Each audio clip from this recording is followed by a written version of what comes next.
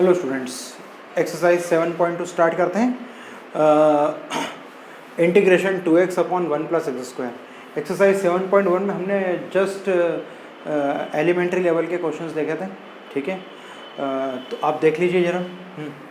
Integration 2x upon 1 plus x square, तो हम क्या सपोज करेंगे, t is equals to 1 plus x square. इसको डिफ्रेंशिएट करेंगे, differentiate with respect to t, with respect to x, तो dt by dx की value जाएगी 0 plus 2x।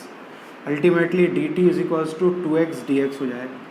तो आप देखिए ये पूरा फंक्शन x में था, इंटीग्रेशन डिफ्रेंशिएशन x, तो पूरा फंक्शन x में था। तो देखिए पूरे फंक्शन को हम t में कन्वर्ट कर रहे हैं, तो बताइए 2x dx की जगह क्या लिख देंगे, dt अपॉन में कितना हो जाएगा t, dt अपॉन टी का कितना होता है, log t। And what is the value of t, t की वैल्यू है 1 प्लस एक्स स्क्वायर प्लस सी। खत्म, ये आंसर है। यानी आपको हमेशा दो फंक्शन ऐसे दे के रखेंगे कि दूसरे एक फंक्शन का डिफ्रेंशिएशन उसी पार्ट में दिखाई दे, आपको देख के ही जजमेंट आ जाएगा कि log x का डिफ्रेंशिएशन 1 अपॉन x होता है। 1 प्लस एक्स स्क्वायर को डिफ्रेंशिएट करेंगे तो 2x आता है। यानी आपको सब यही चीज़ें सामने ही क्लियर हो जाएगी। तो बताइए log x को हम t ले लेंगे, सपोज कर लेंगे t is equals to log x, तो dt by dx is equals to 1 upon x and dt is equals to dx by x। तो फंक्शन x में था, इसे हम कन्वर्ट कर रहे हैं t में, तो ये जाएगा t स्क्वायर। और आप देखिए dt by dx by x को लिख सकते हैं dt, this is nothing but t3 by 3 plus c. What is t क्या है, log x whole cube upon 3 plus c. Finish, ये आंसर है। इस तरह के छोटे छोटे सवाल हैं आपके। और देख लेते हैं third question, integration. Third question की बात कर लेते हैं। 1 upon x plus x log x integration.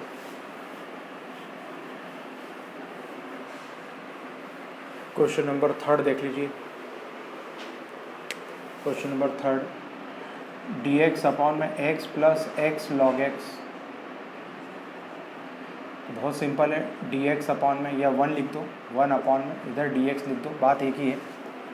तो 1 अपॉन में ये x कॉमन ले लिया, 1 प्लस लॉग एक्स dx हो गया।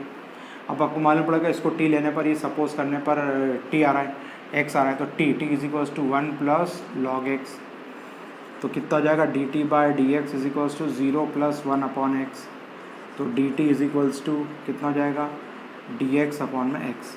तो पहले इसको रीअरेंज कर लेता हूँ, 1 upon 1 plus log x dx upon में x। तो एक ये स्टेप समझाने के लिए बताइए आपको, ठीक है।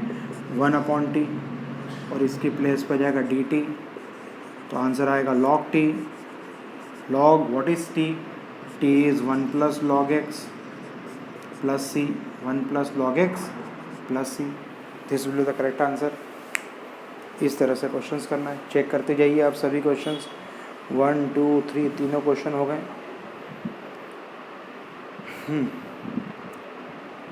यानी आपको फंक्शन में उसका डिफरेंशियल पार्ट दिख जाता है, ठीक है। कुछ क्वेश्चन के हिंट देता हूँ मैं, तो आपको जल्दी समझ में आएगा। क्वेश्चन नंबर फोर्थ में हम t किसको सपोज करेंगे, cos x को t पुट करेंगे, cos x को t लेंगे तो sin x dx आ जाएगा, ठीक है। क्वेश्चन नंबर 5 में हम sin को भी t ले सकते हैं, cos को भी t ले सकते हैं, दोनों में से किसी को भी t ले, आंसर आ जाएगा, ठीक है। 6 में भी ऐसे ही करेंगे, 7 8 में भी ऐसे ही करेंगे। 8th क्वेश्चन में हम अंडर रूट वाली क्वांटिटी को t मानेंगे तो बाहर x आ जाएगा, ओके। क्वेश्चन नंबर देखिए 9 10 11 सब इसी पैटर्न के क्वेश्चन है। क्वेश्चन नंबर 13 की बात करते हैं। 13 में नीचे ब्रैकेट में 2 प्लस 3x क्यूब, तो 2 प्लस 3x क्यूब को t लेंगे तो ऊपर वाला क्वांटिटी बैलेंस हो जाएगी। क्वेश्चन नंबर 14 भी आ जाएगा। 14 में बताइए किसको t पुट करेंगे, सर log x को, log x को t लेंगे। क्वेश्चन नंबर 15 बता देता हूँ बोर्ड पर, 15वां सवाल, x अपॉन में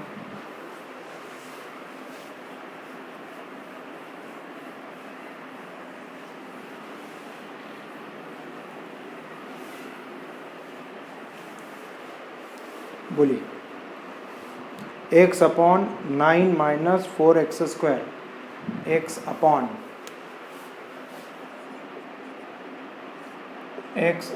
9 माइनस 4x स्क्वायर dx, यही है क्या? चेक कर लीजिए ज़रा। चलिए अभी देखते हैं कैसे करना है इसको। यस, 1 डिग्री कम है, इसकी डिग्री 2 है, इसकी डिग्री 1 है, तो इसको t सपोज करेंगे तो ये बैलेंस हो जाएगा। डिग्री देख के समझ में आता है, इसकी डिग्री 2 है, इसकी डिग्री 1 है, यानी इसको t लेंगे तो ये बैलेंस हो जाएगा। इसका डिफ्रेंशिएट करेंगे तो ये आ जाएगा। तो यहाँ पे t ले लेते हैं, t is equals to 9 minus 4x square dt by d x is equal to 0 minus 8x। तो dt by 8 minus is equals to x dx। तो आप देखिए यहाँ पर एक ये x dx की जगह लिख रहा हूँ मैं, माइनस dt बाय 8, इधर हो जाएगा 1 अपॉन टी, इस पूरे को t सपोज किया था आपने, तो answer will be minus 1 by 8 dt by t हो जाएगा, माइनस 1 बाय 8 log t हो जाएगा, minus 1 by 8 what is log as it is, what is t, t is 9 minus 4x square plus c लगाना। c is called integration constant of integration, ठीक है, समाकलन स्थिरांक कहते हैं।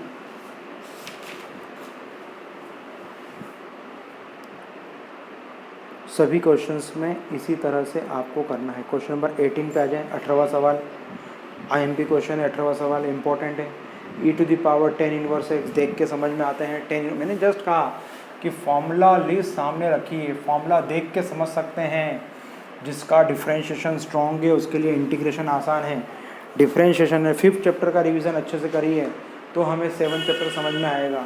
5th चैप्टर के फॉर्मूले याद होना चाहिए तो हमें जजमेंट आएगा कि 7th चैप्टर में क्या करना है। अब आप देखिए ये क्वेश्चन नंबर 18 है, इसको देख के ही समझ में आ रहा है कि किसको t सपोज करना है। e to the power 10 inverse x upon में 1 plus x square d x. 10 inverse x का differentiation 1 upon 1 plus x square होता है। इसका मतलब अगर आपको 5th चैप्टर के फॉर्मूले याद हो तो आपको जल्दी समझ में आ जाएगा कि इसको t लेने पर ये बैलेंस हो जाएगा, ठीक है। तो t is equals to 10 inverse x dt by d x is equals to 1 upon 1 plus x square. तो dt is equals to d x upon 1 plus x square. तो आप देखिए इस पूरे की जगह ले लेंगे dt, e to the power t हो जाएगा, ये आ जाएगा dt, e to the power t plus c, e to the power 10 inverse x plus c। ख़त्म क्वेश्चन का जजमेंट आ जाता है। इसको देख के समझ जाता है कि करना क्या है। क्वेश्चन में देख के समझ में आ जाता है कि e to the power t as it is रहेगा, e to the power t का e to the power t और वैल्यू पुट कर देंगे। ये था क्वेश्चन नंबर 18 क्वेश्चन की चीज़ भी समझ में आ गई।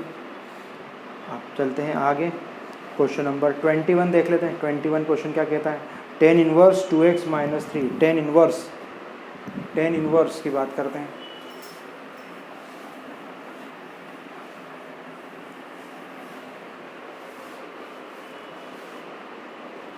क्या है 10 इनवर्स 2x माइनस 3।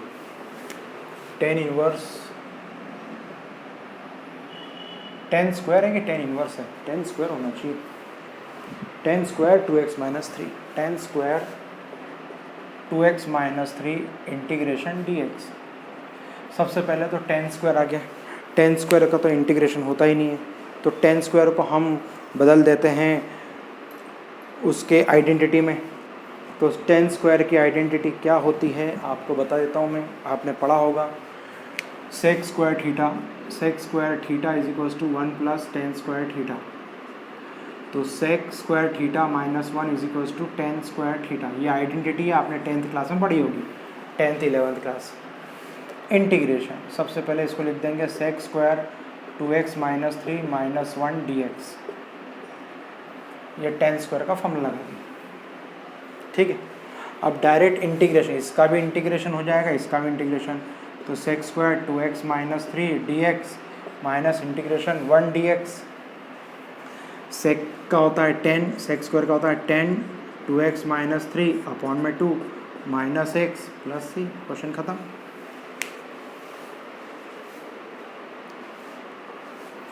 कम से कम 4-5 बार वीडियो देखेंगे तो समझ में आएगा। कम से कम 4-5 बार आपको वीडियो देखना है। जब आप 4-5 बार वीडियो देखेंगे तो ही आपको इंटीग्रेशन की प्रैक्टिस होगी। एक बार वीडियो देखने से इंटीग्रेशन समझ में नहीं आता है।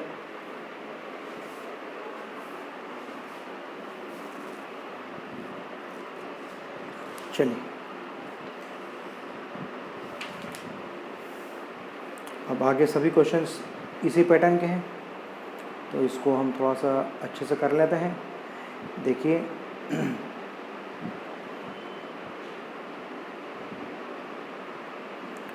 क्वेश्चन नंबर 31 देखते हैं। Sine x whole upon 1 plus cos x का whole square. Sine x upon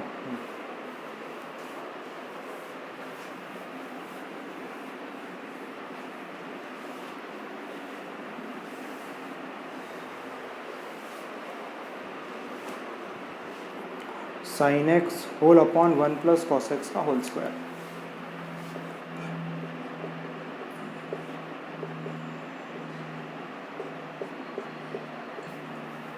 बहुत बढ़िया सवाल। साइन एक्स अपॉन में 1 प्लस कॉस एक्स का होल स्क्वायर। अब देखिए यहाँ पर ये चीज़ आपको याद होना चाहिए कि किसका डिफरेंशिएशन क्या होता है। कॉस का होता है sine x minus sine x. तो देखिए यहाँ पर हम क्या सपोज करते हैं, t is equals to 1 plus cos x लिया तो जाएगा dt is equals dt by d x is equal to 0 minus sine x. तो dt minus dt is equals to sine x d x. तो इसको ऐसा लिख देता हूँ मैं, इस पूरे की जगह dt आ जाएगा माइनस dt अपॉन में टी स्क्वायर आ गया। अब टी स्क्वायर का आपको डिफरेंट इंटीग्रेशन मालूम होना चाहिए। टी स्क्वायर का इंटीग्रेशन क्या होता है बताइए। टी स्क्वायर तो -1 अपॉन टी होता है। तो देखो यहाँ पे करके बता देता हूँ मैं integration. For example 1 upon t square है, डी टी है, तो इसको लिखते हैं integration t to the power -2 d t. तो t to the power -2 + 1 upon -2 + 1, तो ये हो जाएगा t to the power -1 upon -1, तो -1 अपॉन टी। तो ये याद रखने का आसान तरीका है इसका कि 1 अपॉन टी का इंटीग्रेशन 1 अपॉन टी स्क्वायर का इंटीग्रेशन -1 अपॉन टी होता है। तो 1 अपॉन टी स्क्वायर का इंटीग्रेशन, तो ये माइनस तो बाहर, ये बाहर माइनस, तो ऐसा कैसे ही है -1 अपॉन टी हो जाएगा, तो प्लस सी हो जाएगा। तो 1 upon t plus c, 1 upon t what is t, 1 plus cos x plus c. तो 1 अपॉन टी स्क्वायर का -1 अपॉन टी होता है। अगर ऐसे डायरेक्ट शॉर्टकट की याद हो तो आपको बड़े बड़े क्वेश्चन में इसकी बहुत हेल्प मिलती है। क्वेश्चन नंबर 36 देखें, बहुत अच्छा सवाल है। 36वां नंबर का सवाल, 36 नंबर का सवाल देखते हैं क्या करना है।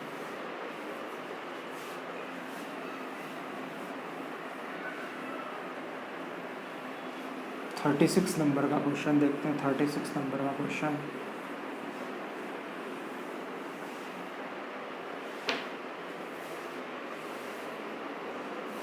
x + 1, x + 1 हो गया, x + 1 x plus log x whole upon में x। ये है शायद, देखना जरा सभी क्वेश्चन यही है क्या। x प्लस log x का होल स्क्वायर है। ये बात तो तय हो गई कि दो ब्रैकेट हैं। अब किसको टी माने, जिसके ऊपर ज़्यादा पावर होती है उसको हमेशा टी मानना चाहिए। जहाँ ब्रैकेट हो उसको टी मानना है, पर दो ब्रैकेट है उसमें किसको टी माने, तो उसमें जिसकी पावर ज़्यादा बड़ी है उसको टी सपोज करते हैं। अब इसको टी तो सपोज कर लेंगे, पर इसका डिफरेंशियल पार्ट दिखना भी तो चाहिए। पहले हम इसका डिफरेंशियल पार्ट सेट कर लेते हैं। Integration x plus log x का whole square into x + 1 upon में x, लिख सकते हैं ऐसा, dx। तैयारी कर लिया हमने। ये दोनों के अपॉन में, तो किसी के भी अपॉन मल्टीप्लाई है तो किसी के भी एक अपॉन में लिखा जा सकता है। फिर से मल्टीप्लाई करो तो फिर से वही चीज़ आ जाएगी। अब देखिए यहाँ पर ध्यान दीजिए, t is equals to x plus log x ले लिया, dt by d x is equals to 1 + 1 upon x. x का हो गया 1, log x हो गया 1 upon x. dt by d x is equals to x plus 1 upon में x हो जाएगा। तो d t is equals to x plus 1 upon में एक्स डी एक्स हो गया। तो आप खुद देखिए, इसकी प्लेस पे ले लिया आपने टी स्क्वायर और इस पूरे की प्लेस पे आ जाएगा डी टी। अरे बोलो सही क्या, डी टी, इसकी वैल्यू है t cube by three plus c what is t. T किसको माना था आपने, एक्स प्लस लॉग एक्स का होल क्यूब अपॉन में 3 plus c. This will be the correct answer, x plus log x.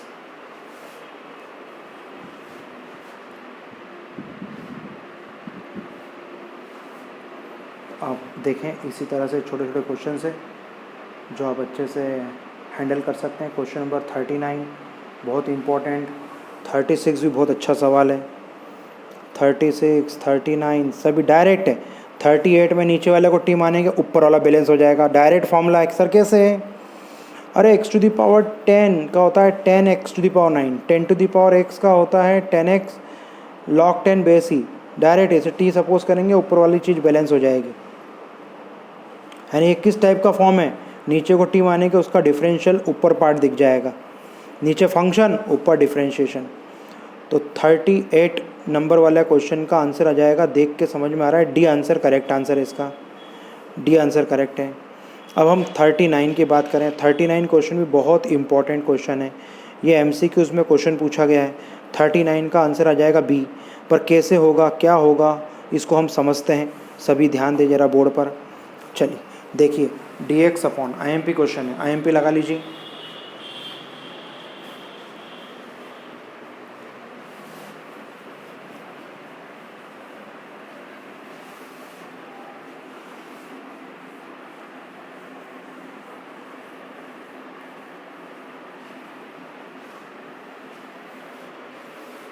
हाँ, integration D x upon 39 question है, 39 IMP question है।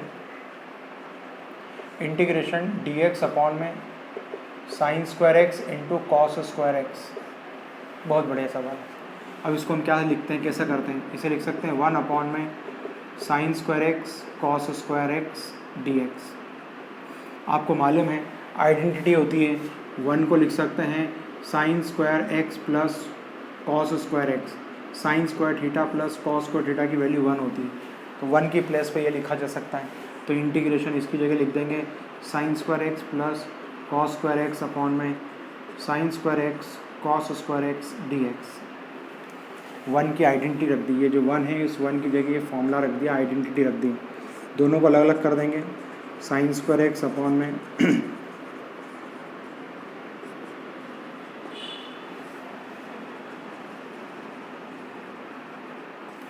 अलग अलग कर दिया हमने, दोनों को अपॉन में अलग अलग कर दिया।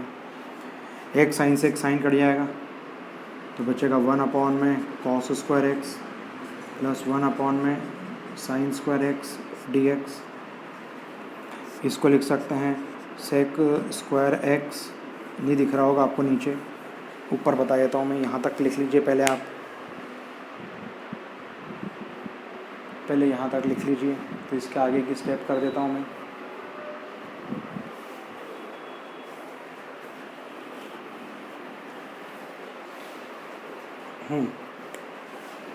ये हो जाएगा integration of sec square x plus cosec square x d x. अब सेक स्क्वायर एक्स और कॉसेक स्क्वायर एक्स दोनों के आपको डायरेक्ट फार्मूला लिस्ट में देखिए, आपने फार्मूला लिस्ट बनाई होगी, तो फार्मूला लिस्ट देख के बताइए। इसका होता है 10x, इसका minus cot x plus c. This will be the correct answer. कौन सा आंसर करेक्ट है बताइए, B answer will be the correct answer. B answer सही उत्तर है इसका, ठीक है। तो इस तरह से ये एक्सरसाइज हमने कंप्लीट कर ली है। तो इतने सारे क्वेश्चन तो पॉसिबल है नहीं, कुछ क्वेश्चंस मैंने करा दिए, कुछ क्वेश्चंस की हिंट दे रखी है, कुछ क्वेश्चंस आपको ट्राई करना है। तो एक एक्सरसाइज के अगर 50% भी क्वेश्चन हो जाते हैं तो 50% आपको ट्राई करना रहता है, और जब भी आपको कोई प्रॉब्लम आए तो आप पूछ सकते हैं। तो इस तरह से ये एक्सरसाइज हमने 7.2 कंप्लीट कर ली है। अगले वीडियो में हम एक्सरसाइज 7.3 करेंगे। कौन सा कोर्स ओमिट है, क्या ओमिट है, वो हम एनुअल की बात करेंगे। अभी हमें सभी चीज़ें पढ़ना है, कोई भी चीज़ ओमिट नहीं है। जितना पढ़ोगे आपका नॉलेज बढ़ेगा, कॉम्पिटिटिव एग्ज़ाम में आपको काम आएगा। कोई चीज़ ओमिट होती है पर उसका ऑब्जेक्टिव बन जाता है तो हमें तकलीफ चली जाती है। इसलिए अभी कुछ भी चीज़ ओमिट नहीं है, जितना पढ़ाया जा रहा है सब पढ़ना है आपको, सभी चीज़ आपको पढ़ना है। एनुअल एग्ज़ाम के पहले आपको बता दिया जाएगा कि कौन सी चीज़ ओमिटेड है, ठीक है। जितना पढ़ाया उसका रिवीजन करें, कोई डाउट्स हो तो पूछ सकते हैं। Thank you very much.